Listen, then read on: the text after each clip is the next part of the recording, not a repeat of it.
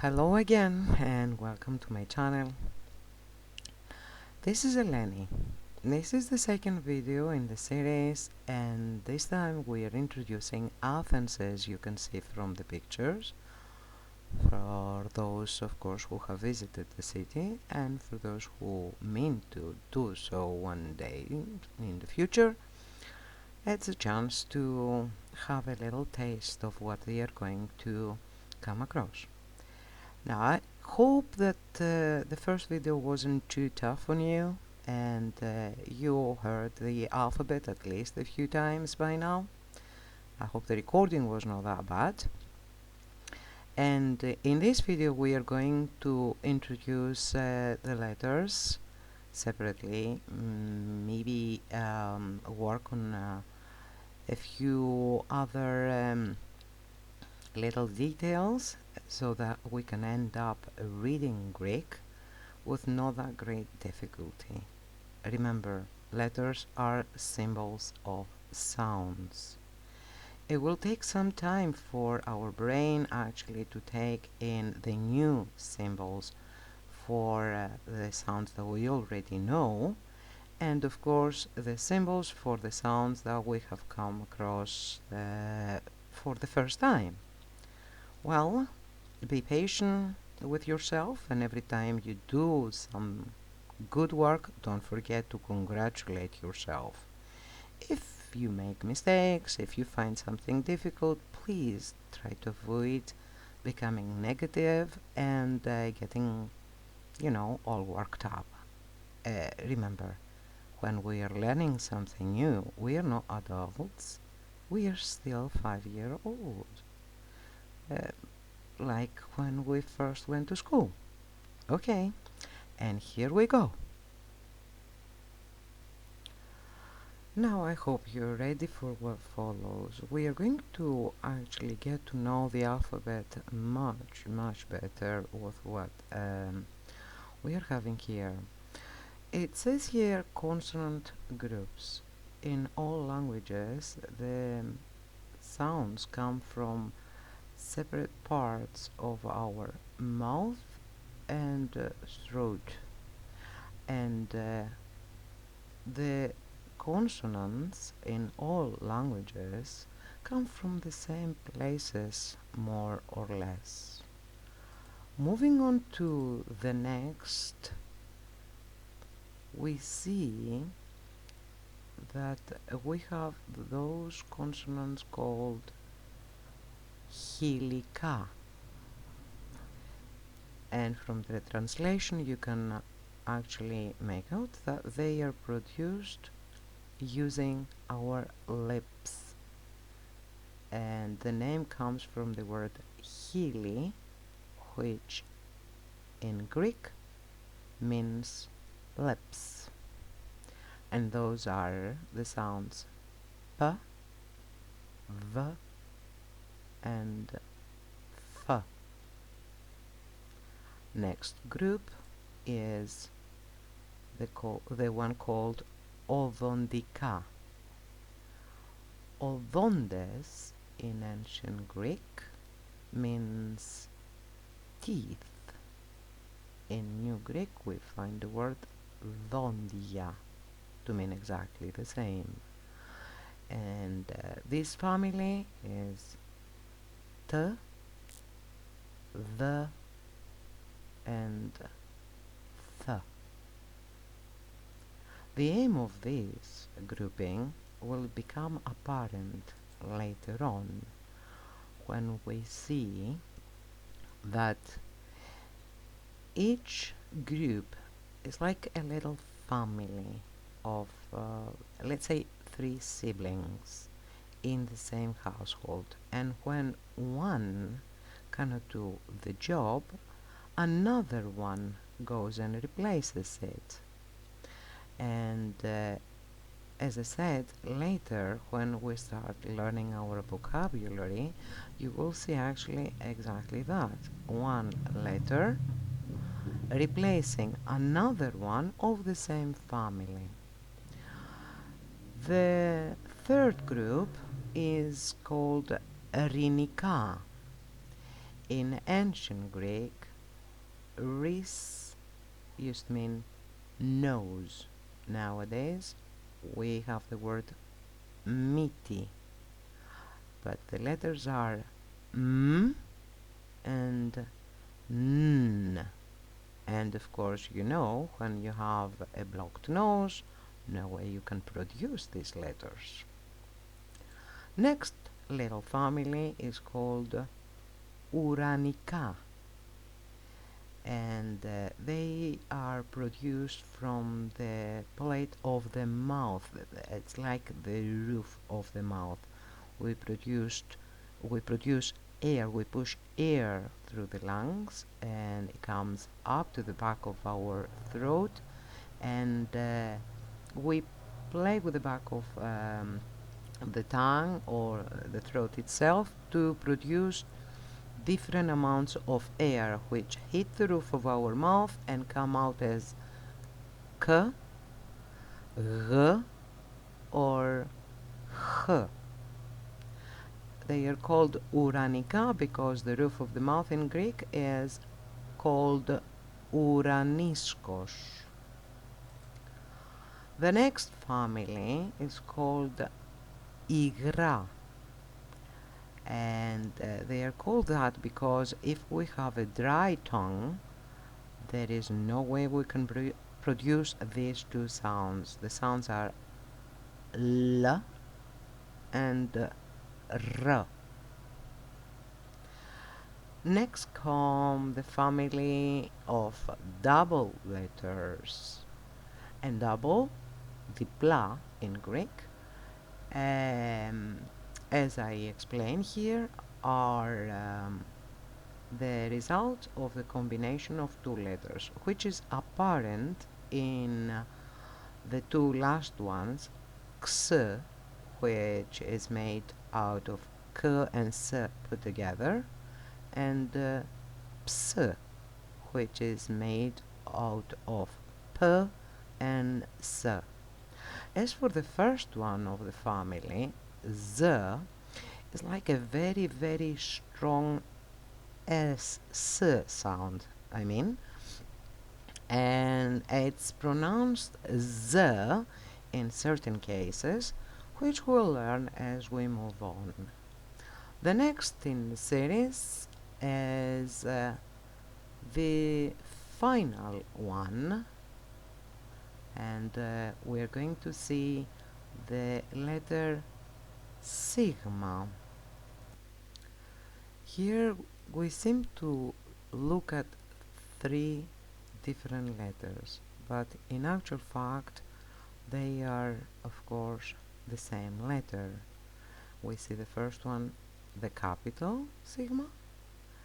The middle one is the one that we use to write the beginning or in the beginning or the middle of the word, and the third one is when a word finishes in s sound, we write it in the third way.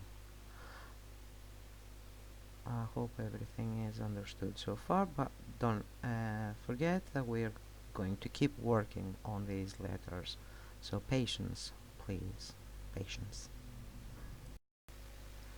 Now, one thing more we are going to cover is the combinations of consonants.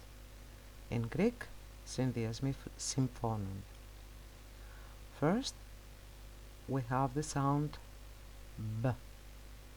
As we saw, there is no such letter in the Greek alphabet, so we combine m, mi, and p, p together, and the sound that comes out of these two letters sometimes is like b in bowl or mp in lump. Next, we have the d sound. We produce that with a combination of ni and taf, and sometimes it sounds like d in bad, and some others like nd in band.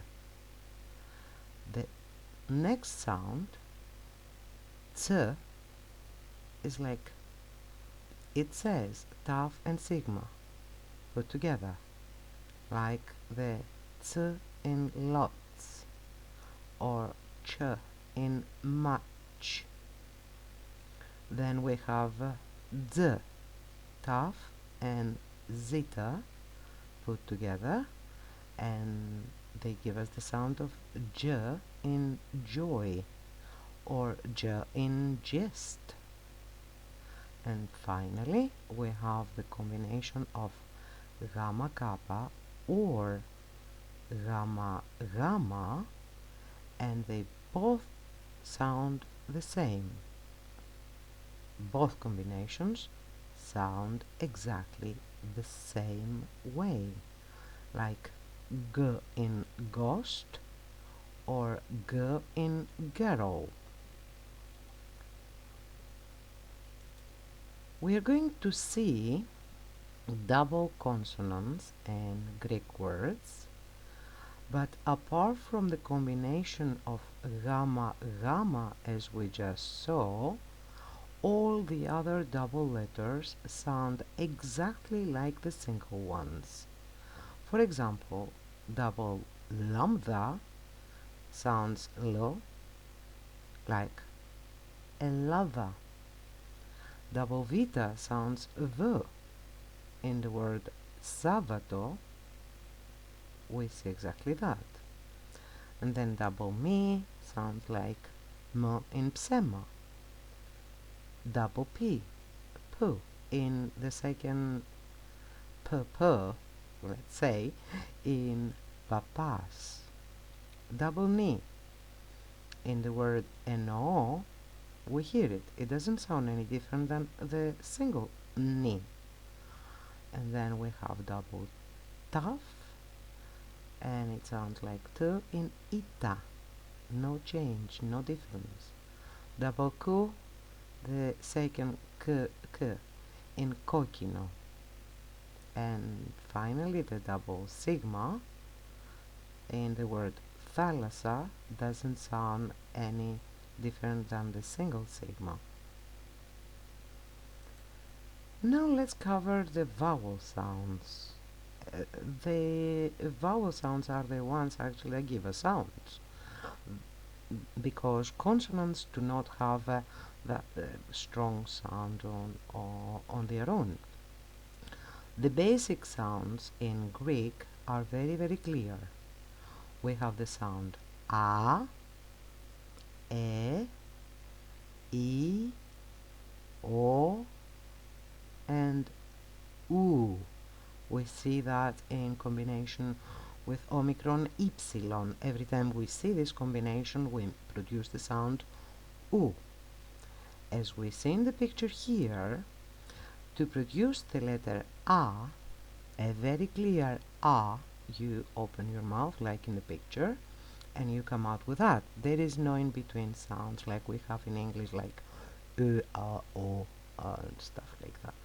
And then the it's like a smile on the face. It opens up, it doesn't close. We keep the smile on our face as long as we produce the sound e. We don't close it. The e is very easy to produce. We have it everywhere. We know how that sound comes out of the mouth. And finally, the o is a very clear o. Nothing like o or anything like that. And as we already saw, the u sound, it's like a double o in English, very clear itself as well. So again, we have a, e, I, o, u. And let us now try to read some syllables in Greek, shall we? First, the M sound. Repeat after me and practice as much as possible. Ma, mo, me, mi, mu. The T sound. ta, to, te, ti, tu. The N sound. Na, no, ne, ni, nu. The L sound. La, lo, le, li, lu. The V. Va, vo, ve, vi, vu. The K. Ka, ko, ke, ki, ku. The R. Ra, ro, re, ri, ru. The F. Fa, fo, fe, fi, fu. Next comes the sound, the TH in English. The, tho, the, vi, thu. The Z sound. Za, zo, ze, zi, zu. The P sound. Pa, po, pe, pi, pu. The S. Sa, so, se, si, su. The H kind of sound, the H that we discussed in the alphabet. Ha, ho, he, hi, hu. The TH again, but this time the th sound, like in thumb. Tha, tho, the, thi, thu. The ps sound, the PS put together, if you remember. Psa, pso, pse, psi, psu. And then we have that sound that we discussed again, the g sound. Ga, go, ye, yi, gu. Next combination, the K and S put together, if you remember, the x sound. Xa, xo, xe, xi, xu. And now the double letter combinations. Ba, bo, be, bi, bu. Next one, D sound. Da, do, de, di, do. The last two lines are exactly the same whether we read the first line in blue or the second line in blue. They both sound ga, go, ge, gi, gu. Moving on to J sound, and we have ja, jo, ze, zi, zu. The second is the ch sound, and we read it ca, cho, ce, ci, zu. Combination of B and R put together, bra, bro, bre, bri, bru. D and R put together, dra, dro, dre, dri, dru. The G and R put together give us gra, gro, gre, gri, gru. Now, since we covered the consonants, let's see what happens with the vowels. Here we have combinations of vowels, or what we call diphthongs. In Greek, syndiasmi, phoniendon, or diphthongi. First of all, we have two vowels, one sound. as we can see on in the first line, we have alpha and iota, or alpha iota with a iota carrying an emphasis on it. Not exactly a dot, it's like a little line on it. When we see these two, we produce the sound e, like in the word παιδί or έγα. Epsilon iota or epsilon iota with an emphasis on the iota give us the sound of e, like in the words έχει or εκεί. And finally, omicron iota or omicron iota with the emphasis on the iota give us the sound of e again, like in the words ρόλοι or λαοί. All these things we shall see again, so nothing to worry about. Just get used to seeing these combinations, because as we see here, we have the same letters, but this time the emphasis is on the first letter, on the alpha or the epsilon or the omicron. Or if there is no emphasis around this combination, then we see what I call snake bites above the iota. Can we see alpha with iota and snake bites on top, epsilon iota with the snake bites, and omicron iota again? Can we see that? Let's say here, when we see alpha iota on its own is a sound, except when we have it in I with the emphasis on the A, or I with the snake bites on the I, then we have two sounds, like in the word maios.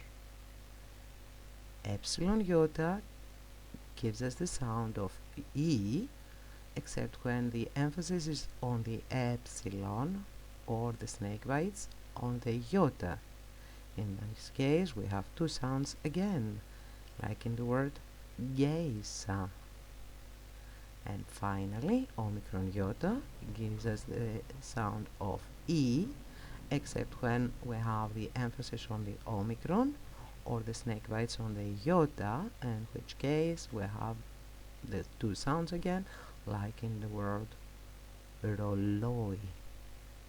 Now, remember, we have two vowels in these cases that give us two sounds. Summing up the vowel sounds, for A sound, we only have the A written, the alpha.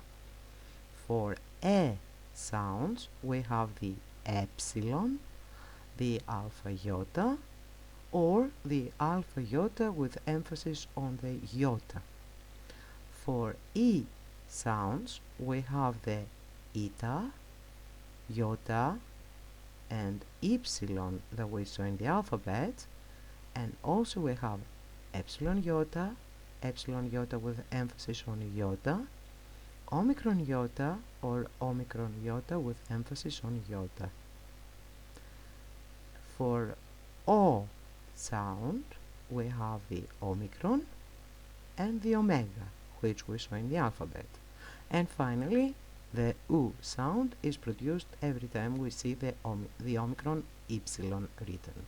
Now, all these things will come to recognize in the words, and the reason why we have so many E's lies in ancient Greek and also in grammar. Don't let any of these things worry you, because we are going to cover every single case as we come across it. Finally, we come to the combinations of epsilon and epsilon, or epsilon with the emphasis on the epsilon. And although we don't have many words that carry this combinations, I should say, sometimes we come out with the sound F or the sound F when we see this combination. When do we have F? Well, it depends actually what follows. If the consonant that follows is a soft one that doesn't produce very strong sound, then we go with a soft F, but like in the word he, because no matter how hard you try with who, you can't sound it too strong. Whereas when we have the word nevro, we see the r sound comes after the epsilon epsilon, and r is a very very strong sound. Now, if you try actually to read nevro as nephro, is very very difficult actually, because the mouth or the system, speaking system we have, aches, and the aim is to be able to speak without pain, as long as we want to. Anyway, remember that they actually fall in the case of the emphasis being on the epsilon, or having the snake bites on top of the epsilon. Remember, then the rule doesn't apply. The same goes for alpha epsilon or alpha epsilon with emphasis.